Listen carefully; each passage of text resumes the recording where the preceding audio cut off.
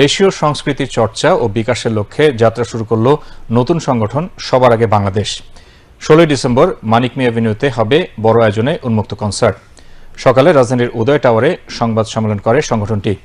বিএনপির যুগ্ম মহাসচিব শহীদুদ্দিন চৌধুরী অ্যানি এর আহ্বায়কের দায়িত্ব পালন করছেন।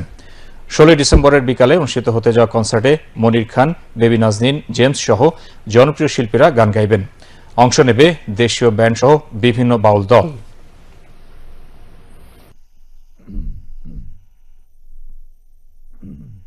বিদেশি সংস্কৃতিকে পরিত্যাগ করার জন্য আমরা সবার আগে বাংলাদেশ যার আত্মপ্রকাশের মধ্য দিয়ে এই 16 ডিসেম্বর একটা নতুন ধারণা, নতুন প্রত্যাশা নিয়ে এই যুগের সামনে, এই দেশের মানুষের সামনে, এই প্রজন্মের সামনে আমরা উপস্থিত হচ্ছি।